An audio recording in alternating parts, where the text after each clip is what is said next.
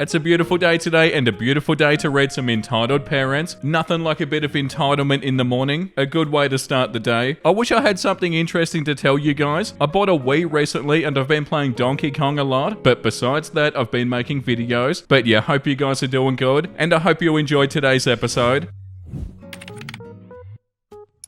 Entitled Mum tries to hijack my wedding, gets a reality check instead. This one's about my own wedding and how an entitled mum, EM, nearly turned it into her personal circus. For some background, my fiance, now husband, and I planned our wedding for over a year. We wanted something small yet elegant, with close family and friends. My husband's family is pretty down to earth except for his aunt, EM, known for her over-the-top behaviour and entitlement. Everything was going smooth until the week before the wedding. Entitled Mum called and demanded that we include her 6-year-old daughter, my husband's cousin, as a flower girl. We already had 2 flower girls, my nieces, who were thrilled about it. I politely declined, explaining that arrangements were already made. Entitled Mum didn't take this well. She started a tirade about how her daughter was being excluded unfairly and how we were ruining her child's self-esteem. I tried to stay calm, but she was relentless. I thought that was the end of it, but I was wrong. On our wedding day, Entitled Mum showed up with her daughter dressed in a full-blown white frilly flower girl dress. She marched up to me, demanding that her daughter be included in the ceremony. Oh my god, what's wrong with people? I was so flabbergasted. My husband and I, along with our wedding planner, tried to reason with her, but she caused a huge scene, saying things like, how could you be so selfish on your wedding day? And you're destroying a little girl's dream. My usually quiet mother-in-law had had enough. She stepped in and told Entitled Mum in no uncertain terms that this was our day, not hers or her daughter's. She said that if Entitled Mum couldn't respect our wishes, they'd have to leave. And Entitled Mum was shocked. She tried to argue, but other family members who were equally fed up with her antics supported my mother-in-law stance. Realizing she was outnumbered, Entitled Mum left in a huff, her daughter in tow. The rest of the wedding went off without a hitch and everybody had a great time. We heard through the grapevine that Entitled Mum complained about us to anybody who would listen, but most of the family knew her history and took it with a grain of salt. I'm grateful for my amazing in-laws who stood up for us, boosting up my confidence in our marriage's success even more. Yeah, how awful. We read a post really similar to this the other day. I don't get what it is with these entitled people. It seems like they're bloody everywhere. And yeah, how dare they act like this on your wedding day? Like actually disgusting behavior. Like, oh yeah, it's your wedding day, but I'm gonna make it about me and my daughter for no bloody reason. It's so unnecessary too. Like, you're not being unfair, OP, and you're not ruining their child's self-esteem. What a joke. The daughter probably doesn't even have an issue with it. And if the daughter does have an issue with it, that's an opportunity for their mum to be like, hey, you can't always get what you want and you don't always get to do what you want. But I don't even feel like the daughter cares. Usually in these situations, it's not even the kids, it's the entitled parents. Like, the entitled mum probably just loves drama and loves making issues that don't need to exist. And yeah, that really sucks, OP. It does sound like you're in good hands though, OP, so that's good. Well, what a way to start the episode. The next one is called Entitled Mum Shows Up to My Husband's Job Causing a Scene. My entitled mum, who's also an N mum, who I went no contact with months ago, keeps trying to contact me. Almost 2 weeks ago, somebody blabbed to her about my daughter's birthday party. She contacted me from a block number 2 weeks ago, and recently she's been making different Facebook accounts trying to contact me and send friend requests. Well, she found out where my husband works. I honestly don't know how she found that out, because nobody in my family knows where he works. The only people that know where he works is my mother-in-law and his ex-wife. The ex-wife doesn't know my mother and has never spoken to her. My mum came to my husband's job and demanded to see him. My husband came to the lobby when he heard her. She yelled at him, demanding that he let her see her daughter. She called my daughter her daughter. She made an ass of herself and security escorted her out. Luckily, my husband's boss was understanding and he didn't get in trouble for what my mum did. Yeah, that's not good. And yeah, hopefully they don't try and show up at the birthday party. I feel like you should be expecting that, OP. Probably make sure the owners of wherever you're going know about this. And yeah, oh my god, good luck. It's like some people want to be awful. The next one is called Foster Parents Kicked Me Out at 18. Now they're asking me to move back in at 33. I wish I was making up this stupid crap. I can't believe the audacity or the stupidity of these people. I, 33 male, was told to leave by my 18th birthday by my foster parents, as I would no longer be profitable past 18, the paid fostering scheme by my local council. I slipped out in the small hours of the morning a month after my 17th. I found my biological parents purely by chance, wasn't looking, just before my 18th. Turns out that I look exactly like my mother. We almost look like twins. She got forced to give me up by her parents after having me at 15. She wasn't given a choice in the matter. I got reunited with my biological family just after my 18th. 18th and moved in with them at 19. I then spent the next 6 years working 60 hours a week and paying zero rent. My mum refused to take a penny from me until I could put down a deposit for a mortgage on my own place. I dropped $110,000 up front on a $165,000 two-bedroom flat in 2015, and I'll have no mortgage before the end of 2024. I haven't been in contact with my foster parents since I slipped out in 2007. I never had any intent of keeping in touch, as they never once pretended to give a crap about me during my entire childhood. I do, however, keep in touch with their biological daughter Kelly, 29 female, who also doesn't talk to them. She actually had my back during my childhood, and I had hers. Just before Christmas just gone, they got in touch with Kelly and asked if she ever talks to me at all, and that they'd like to get in touch with me. Kelly told them that that's my choice to make and not theirs, and that she would forward a number to me. I picked up an old burner phone and I texted back to them. This is Danny. What do you want? Them. Hi, how have you been? We've been worried about you all of these years. Blah, blah, blah. Me. B, yes, there's something you want from me. Don't waste my time with small talk. Just get to the point already. Them. Okay, fine. You're right. We have something to ask. We're having trouble paying the mortgage after recent interest rate rises. Our repayments have gone up. Would you consider moving back in with us to help us out?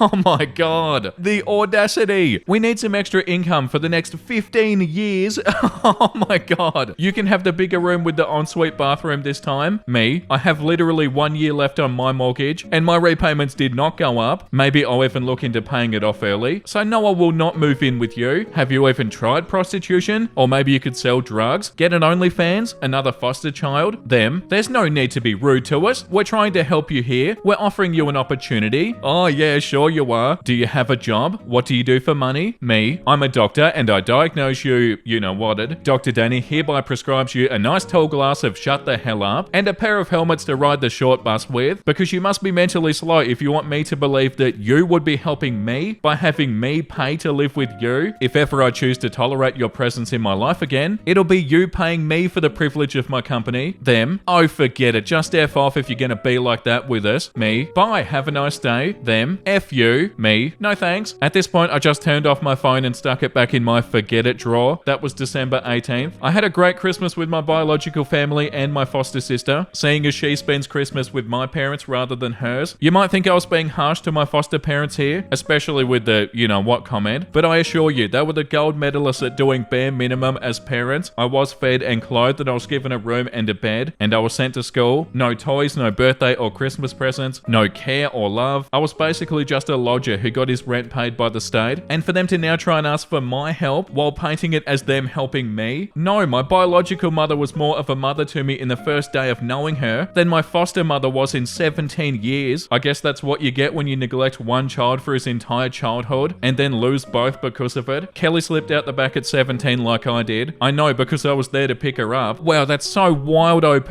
Yeah, the fact that they're trying to say that they're helping you, and also they wanted you there for 15 years. The audacity. I'm in disbelief after reading that. The next one is called Entitled Mum on a Crowded Bus insists that I give up my seat for her son, but a kind stranger comes to my rescue. I've been a fan of this subreddit for a while, and I finally have my own story to contribute. This happened last week during my evening commute. I work in the city and usually take the bus home. As anybody who commutes knows, these buses get packed, especially during rush hour. On this particular day, I did manage to snag a seat, which felt like winning the lottery after a long day at work. I had my earbuds in and I was half asleep, lost in my music. A few stops into my ride, entitled mum, EM and her son, who looked to be about 10 years old, got on the bus. It was clear from the get-go that there were no seats available, but that didn't stop entitled mum from scanning the bus like she was on a mission. She locked eyes with me and beelined in my direction. Entitled mum, in a tone that was more demanding than polite, said, "Excuse me, could you let my son sit down? He's really tired from his day and needs to sit." I was surprised that she singled me out since there were other people, some elderly and standing as well. I was about to respond, maybe even stand up despite feeling exhausted myself, when a woman standing nearby, I'll call her helpful lady, HL, spoke up. Helpful lady said in a kind but firm tone, "Ma'am, it's not right to single out someone for their seat. We're all tired after a long day. Perhaps your son can stand for a bit." Entitled mum's face turned to a shade of red and she responded, "But he's just a child and children need to sit. It's common courtesy." The bus was unusually silent, with everybody seemingly tuned into our conversation. Helpful lady, undeterred, replied, "I understand, but so do the elderly, the disabled, and those who've had a long day at work. We can't expect others to always give up their comfort for us. It's a lesson in consideration and patience." Entitled mum looked ready to argue more, but seemed to realise that the bus audience wasn't on her side. She muttered something under her breath about rude people and moved slightly away, still standing. Wow, the audacity. The rest of the ride was uneventful, but the atmosphere felt a bit charged. When my stop arrived, I got up, and as I passed the helpful lady, she gave me a smile and a nod, as if to say, you did the right thing. I nodded back in gratitude, feeling relieved, but also a bit surprised at how the situation unfolded. Wow, the fact that they said something about rude people after being like super rude,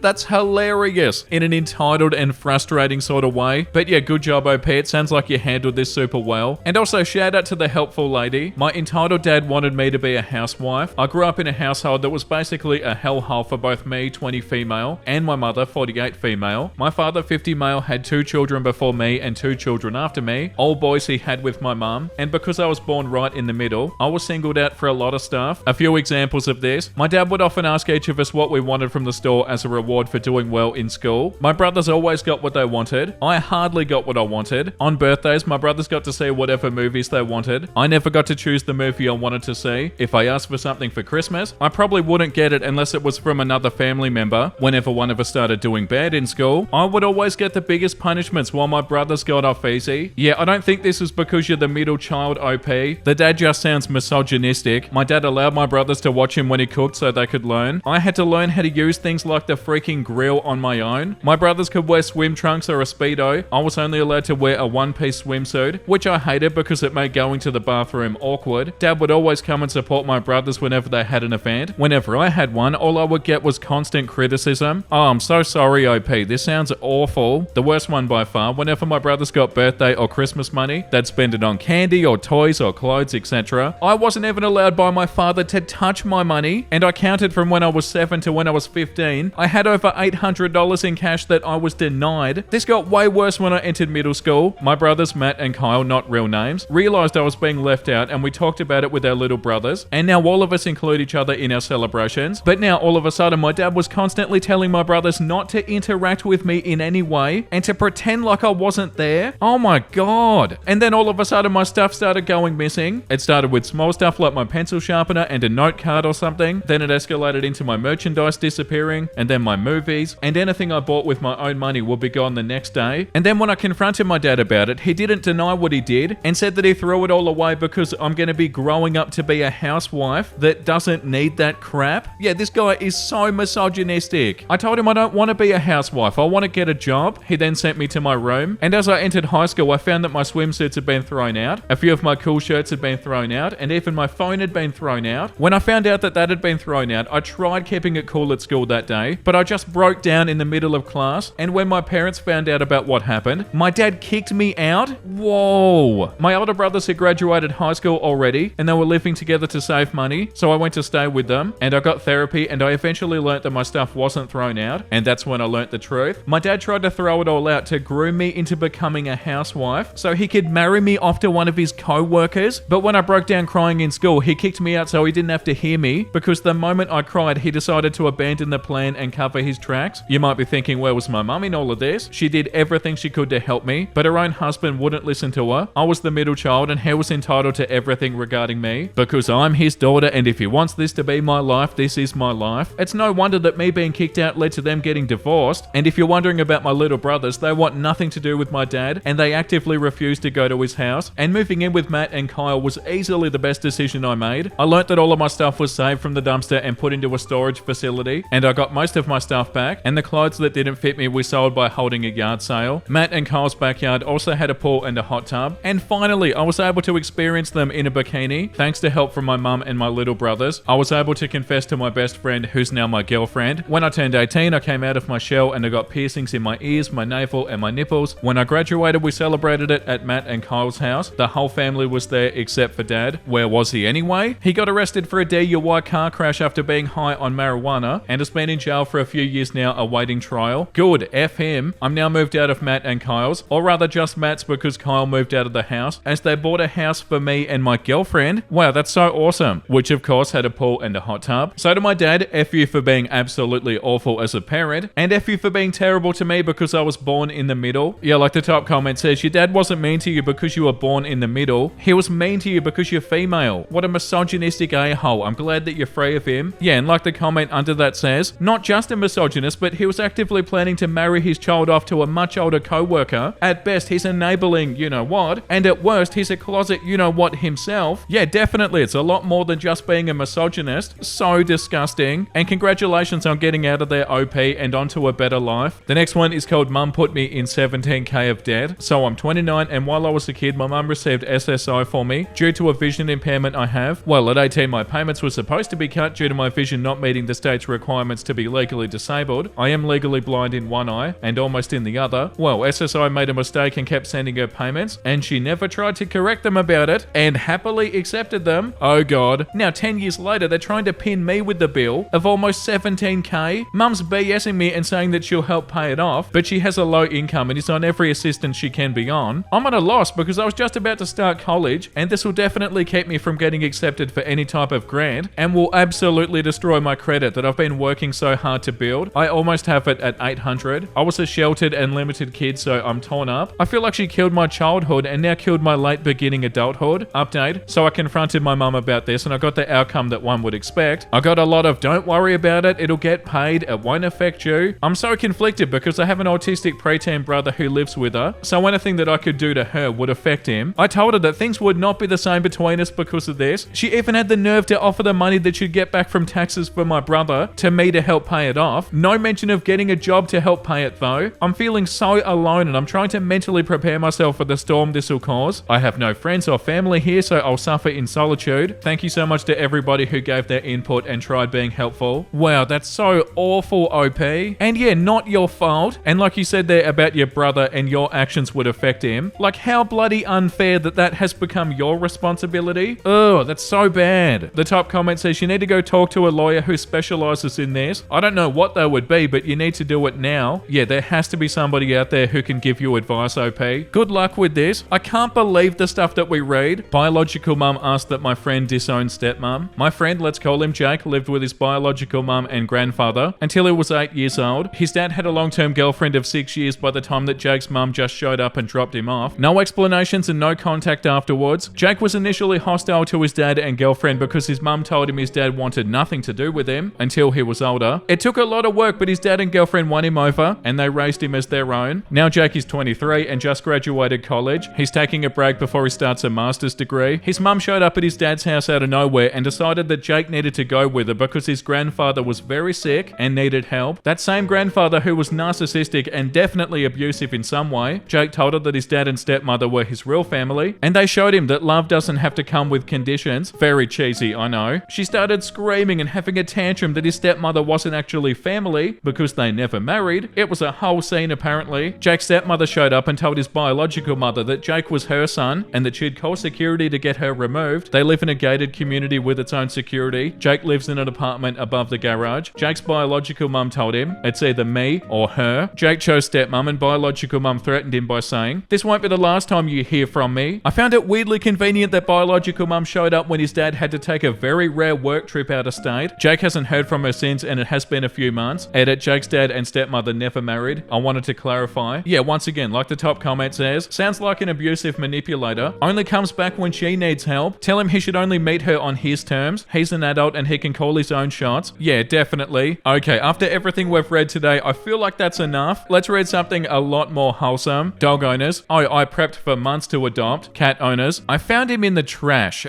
Oh, I love cats so much. They're so perfect. And yeah, how fun is that? Like this beautiful kitty chose me. Oh, I've got a new family member. I don't want to be a girl boss. I want to be a girl hobbit and live in a hobbit hole and have 2 leisurely breakfasts every day and a garden full of potatoes. Yeah, wouldn't that be so beautiful? That's definitely the dream. I told this guy who sits next to me in dental class about how I skip lunch just to get there on time. And the next day he pulls out a hot chicken shawarma out of his bag for me, saying that he doesn't want me to be hungry. Is he in love with me? Yes or no? 5 years ago, a co-worker was sick and miserable. I made her chicken noodle soup, not from a can, and I brought it to work for her. That was about a week after we'd met for the first time. She later said to me that was when she started to love me. We'll be married for 2 years next month. Oh yeah, that's so beautiful. And yeah, I do feel like they're in love with you. They've got to be, don't they? Thank you for watching, everybody. I hope you had a wonderful time. And if you did and you want to see more episodes like this, make sure you like and subscribe. And the comment of the day today goes to C.L. Hinton. This is just what I needed right now. Thank you for using your apparent psychic powers for good, Vincey. You're absolutely welcome, C.L. Hinton. I know what everybody wants to watch. No, I definitely don't, and I definitely am not psychic, though that would be pretty pretty sick. But yeah, I'm so happy the video is what you needed. And thank you for watching. I really appreciate it. And thank you all for watching, guys. Make sure you look after yourself and make sure you have a beautiful, amazing rest of your day. And you know what I'm about to say because I say it every single day. Bye!